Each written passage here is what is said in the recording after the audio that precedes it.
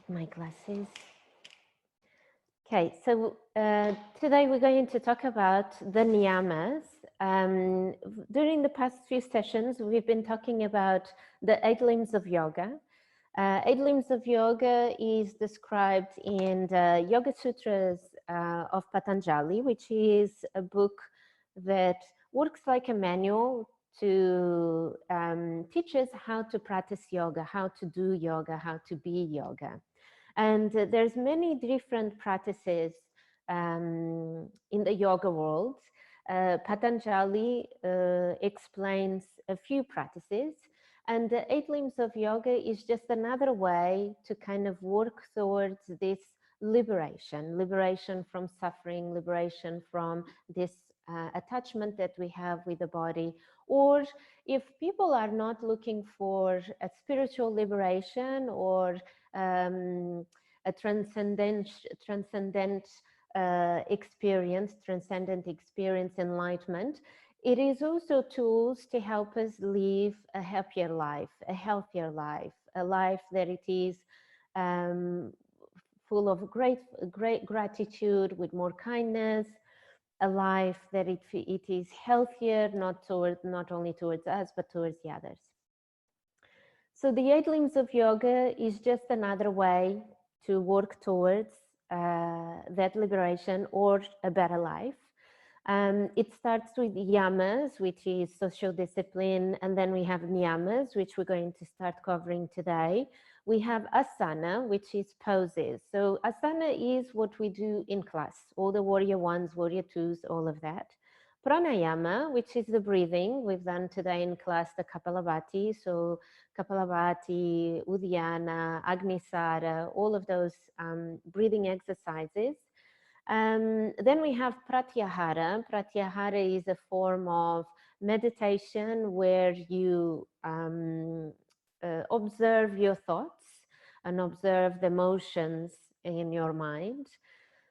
And then we move into the less doing practice, but more being, which is the dharana, which is the practice of single focus, single attention. And that could be focusing on the candle and just noticing the candle, the flame of a candle. That could be focusing on your breath. That could be focusing on the sensations of the body. That could also even be what they call the japa, which is mantra singing, repeated mantra singing, where you're focusing just on your mantra singing. So there's different ways of practicing dharana.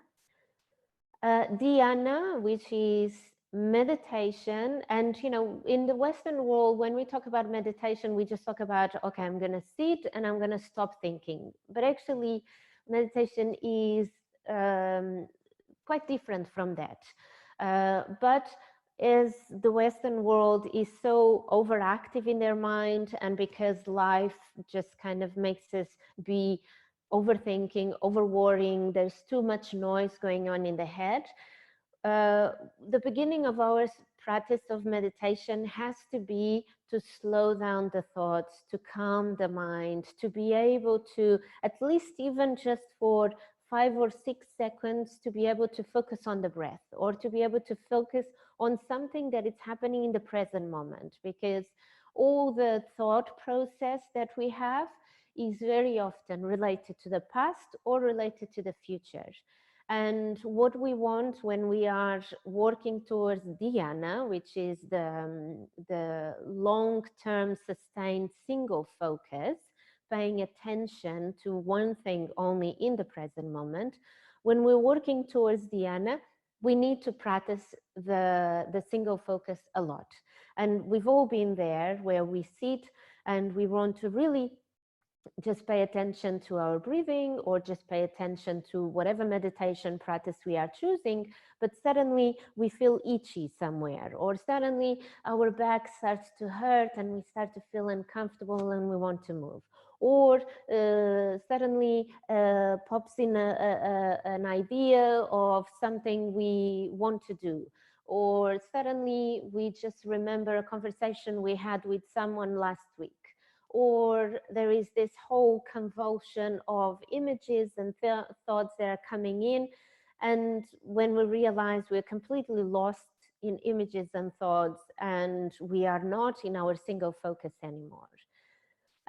So dhyana, whilst it is a meditation practice, it is not the meditation practice like we know it. It is actually a continuous, long, single focus, paying attention to the here and now, to the present moment. And then after that, we have samadhi.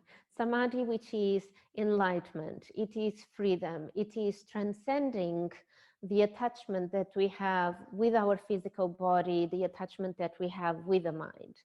So in yoga world, there are, let's say, three identities. Body, which is this physical body that dies. The mind, which is again also a physical body.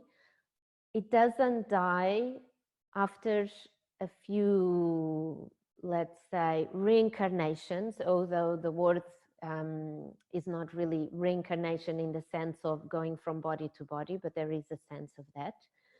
And then there is consciousness. And consciousness is something that it's not physical, it's not matter, doesn't belong to this material world. It is something that it's collective. It is something that it's there even before we existed. And what yoga or Patanjali explains is that when we transcend the physical body, which belongs to the matter world, the mind, which also belongs to this material world, we reach the conscious world or higher consciousness, which is the liberation. And this usually happens to when people become enlightened. You have certain beings in the world like Buddhas and gurus. There's plenty of gurus nowadays. There's plenty of beings in our Western society enlightened. You have Sadhguru, you have Moji, you have Pavri. There's plenty of beings that have been awakened and are sharing now, their learnings, their teachings with us. So those are the 8 limbs of yoga. And for the past few weeks, we've studied the yamas, which is the social discipline. We had ahimsa, which is non-violence. We had satya, which is truth or truthfulness. We had asteya, which is non-stealing. We had brahmacharya, which is non-excess, and we have aparigraha, which is non-attachment. We've looked into them, exactly how they apply into our life, into everyday situation. And today we're going to look at niyamas. Niyamas is to do with our personal discipline, to do more with our introspection, how we deal with ourselves, how we live in this world. And it is more related to observance, more related to being aware. So in the past sessions, I've explained the process of yoga very often in the beginning is just practicing being aware. And that's why in class, you very often hear us saying, be aware of your breath. Be aware of your arm. Notice, feel the body sensations, feel the muscle or feel the spine. Because we first need to create a heightened connection to the body, to our own self. Because as normal beings in this Western world, we are very distracted with what's going on externally. We are constantly being drawn to the news, to the radio, to the advertising, to the people, to the work, how they look, how they speak, the traffic, the pollution. You know, we're constantly being drawn to the exterior world.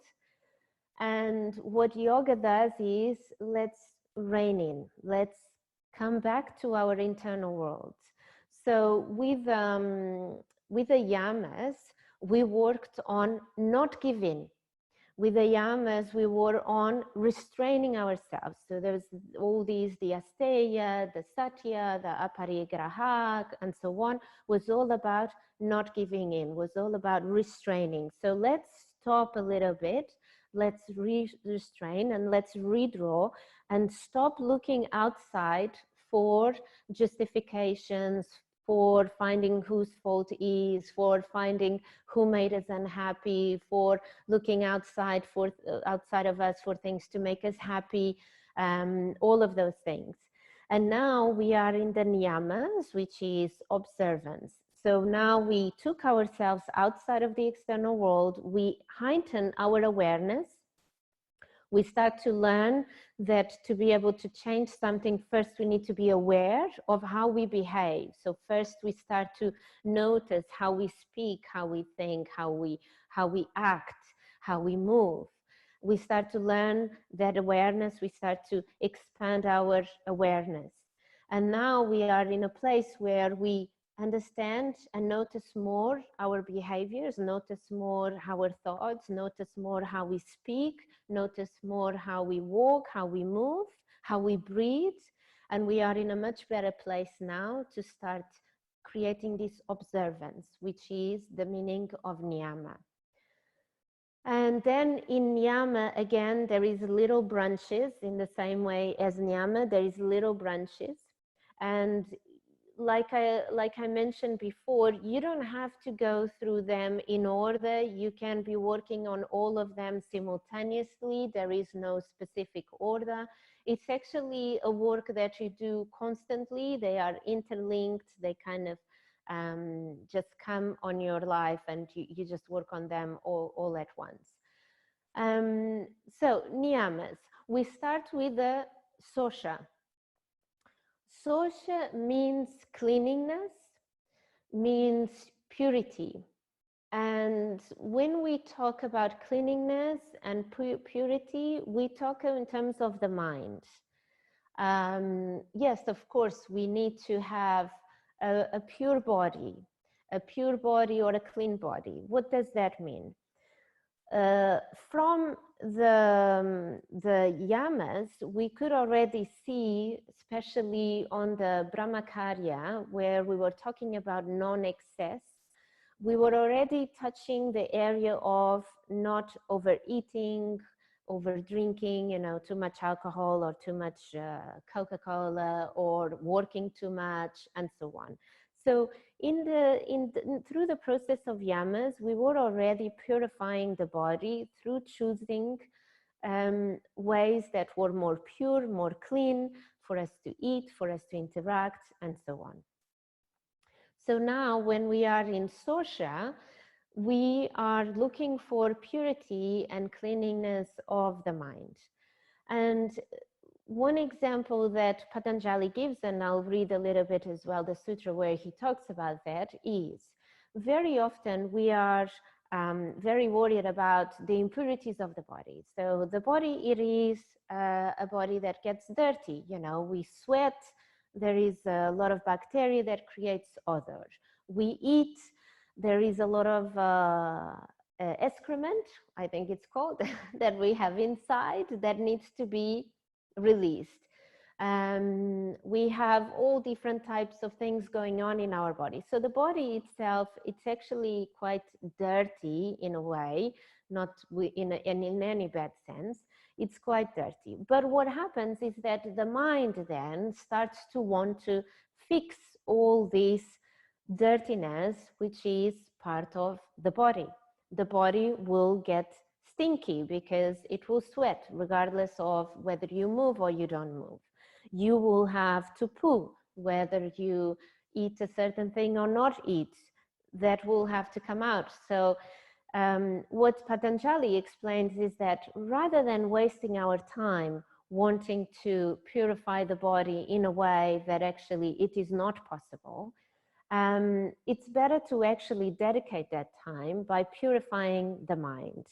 And just the fact that we stop obsessing about the impurities or the defects or the dirtiness of the body, we then have a lot more energy and a lot more time to dedicate, to purify and clean the mind.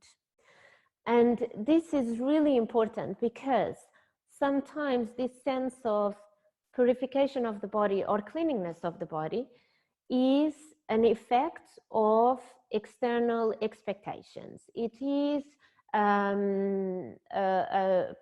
judgmental idea that we have that we should look like this, therefore I need to do something about it.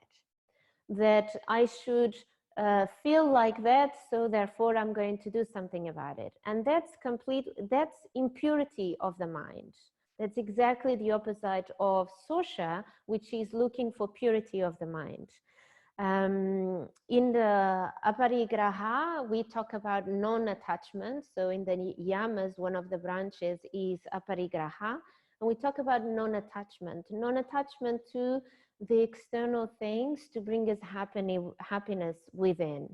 And with Sosha, when we're working on purifying the mind, we want to detach ourselves from these external sources of judgments, information that makes us feel that we have to do something to be happy. We have to have something to be happy. We have to be something to be happy. We are attached to these concepts, to these ideas, to these definitions, to these labels to be happy.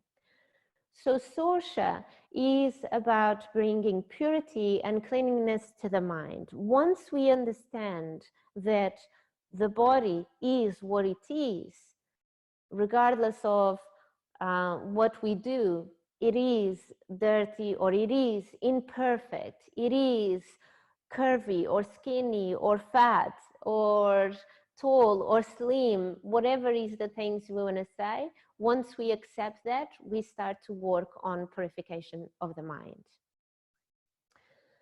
And before I move forward, I'm going to read you the part where he explains that. I think it's always good to understand in the words of Patanjali. Patanjali, this book was obviously written quite a few years ago, but the most important thing to understand here is that the sutras, which is the Sanskrit, have been written or have been passed from sage to sage for more than 5,000 years ago, which means that sometimes when we want to translate things in an English way or in a way that we can understand, the translation might not be exactly the best, but it is a translation that helps us to grasp a little bit. What this means is that we cannot take word for word. So sometimes they talk about God, or like, for instance, in this case of Sosha, he talks about the body being dirty. In certain instances, the book talks about ignorance and talks about discrimination and all of those things. And sometimes those words don't really mean the meaning that we give in our Western world. You know, discrimination in the Western world is between black and white people or minorities and so on. But in Patanjali or in Sanskrit, discrimination is differentiating one thing from the other, which is the real meaning of discrimination, not in this context of racial discrimination. So just bear that in mind when we read some of this. So the translation of the sutra is, by purification arises disgust for one's own body and for contact with other bodies. When Sosha or purity is observed, it makes you feel that even your own body is impure. Every minute there are secretions, impurities are eliminated every second. The breath pours out carbon dioxide gas. The skin discharges perspiration. If we really think about it, it seems to be a very dirty place in which we live. No matter how much perfume we put on, it only hides the dirt. If our perspiration is full, we spray on some deodorant. If our skin looks dirty, we dab on a little powder to hide it. Every time we cover the dirt, it comes back. When we realize this, we develop an indifference toward the body. Not that we neglect it, but we no longer adore it.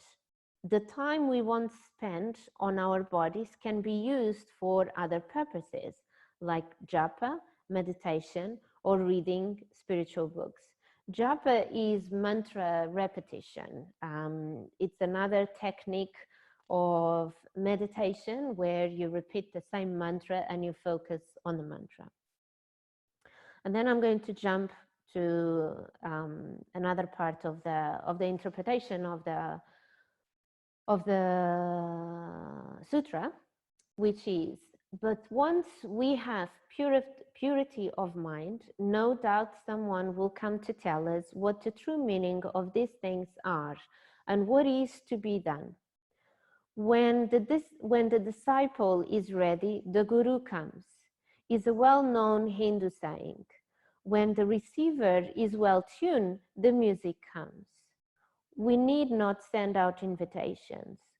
All that it is necessary is for us to tune ourselves.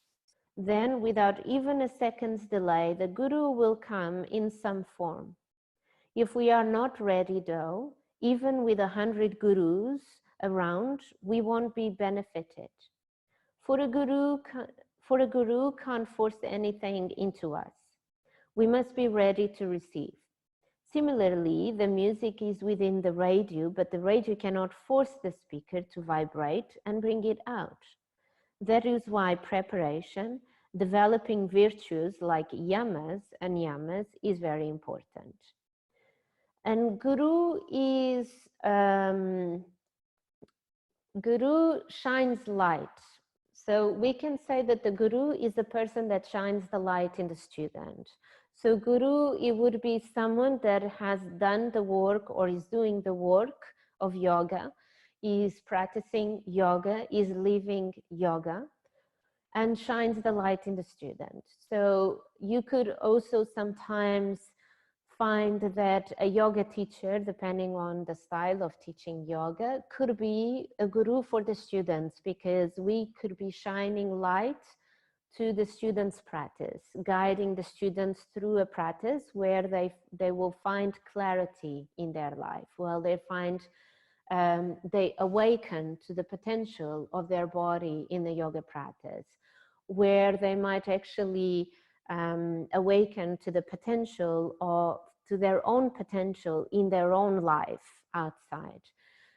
So guru is someone or something that will shine light in the path of the person.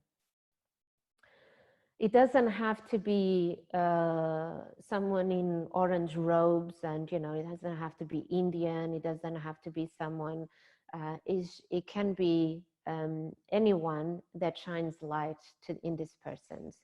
And someone that does it out of service, not, and when we talk about service, I think we talk about this in one of the sessions about karma yoga.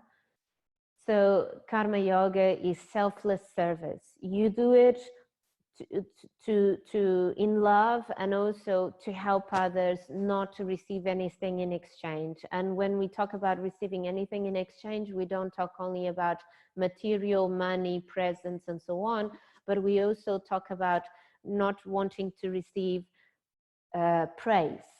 Yeah, so sometimes, or even feeling self-praise, kind of. So the other person might not praise you, but you feel good with yourself. Your ego goes like, oh, you're so good, you help this person, and that ego kind of feels all flared up because you're very helpful and they liked it, and now they like you, and they're going to like you even more because you know the answers and you shine light and all of those things. So karma yoga is selfless service, completely detached, aparigraha, completely detached from any reward, any praise, any material reward, any gift, and so on. So this was Sosha. And then we have Santosha. Santosha is contentment, and we had a connection with aparigraha because aparigraha is non-attachment. Non-attachment was about being content with what we have rather than constantly be looking for things outside to make us happy, mainly material things or people, because sometimes we also attach ourselves to people. We attach ourselves to friends, or we attach ourselves to partners or siblings or parents, or we attach ourselves to managers, you know, superiors, to make us happy, to help us feel good about ourselves. And Santosha is also about contentment and being content with what who we are, what we have, rather than always looking for things. And we see a lot this in the Western world. Now people are not being content with who they are and going through all these plastic surgeries, or moving from town to town, country to country, job to job, you know, all of these kind of all the time moving around, moving from relationship to relationship, from friendship to friendship. And all of these is just very often driven by the fact that we are not happy with who we are. So the contentment is about not going outside for happiness, is about being content with what we have, but also not, but also there is equanimity on it. So it's not like I'm a super happy person. I am always excited. Everything makes me feel super happy. Everything makes me feel super excited. I never get upset or frustrated or this or that. It's also not that. It is almost like a neutral state. Equanimity, which is a word used a lot in yoga, especially the Ashtanga yoga, it is a state of neutrality, where there is no like and there is no dislike. I'm sure you had this situation where sometimes someone asks you, tells you about something, oh, this happened and that, blah, blah, blah, blah, blah. And then they ask, so what do you think? And maybe you don't even have an opinion. You don't think it's right or wrong. You just don't have an opinion. You don't have what to say to this person. And this is that equanimity, is this place of neutrality where you're not drawn to be positive, be happy, or be excited, but you're also not drawn to be upset or angry or anything else. And sometimes when you also in life find that certain situations are not either making you feel excited, but they're not making you feel bored, you're just content. I think that's it. There's nothing more to say about contentment. There is actually. I was thinking and then I was like, I need to remember. So contentment is also to do with our gunas. Gunas is mentioned in Bhagavad Gita. Bhagavad Gita is a sacred text, very old, very known about yoga. And in Bhagavad Gita, they talk about the three gunas. The three gunas are Raja, Tamas, and Sattva. And the gunas are states of personality, states of mind, states of feelings, and so on. Raja is super energetic, super active, quite ambitious, driven, and so on. Tamas is sleepy, procrastinating, depressed, sad, and so on. Sattva is the balance. So Santosha could be actually be also in line with Sattva. We are not in Raja, which is, we were talking, Olga, just earlier about, you know, the excitement of when we went all on lockdown, the excitement. So we all in Rajas, you know, oh yeah, I'm gonna do this, do that, still full of energy, lots of activity, things at home, and so on. And then we went into Tamas, feeling a bit like, oh, I don't feel like doing anything. I'm a bit fed up of all this lockdown and so on. And now we are able to go more into sattva, where we are not super excited, but we are not also unhappy about the lockdown. We come into more a sattvic state. And that's the field of santosha. After santosha, we have tapa, we have svadhyaya, and then we have ishra pranidhana. Ishra pranidhana, svadhyaya, and tapa. And we're going to talk about those ones on the next session, which will be our last session.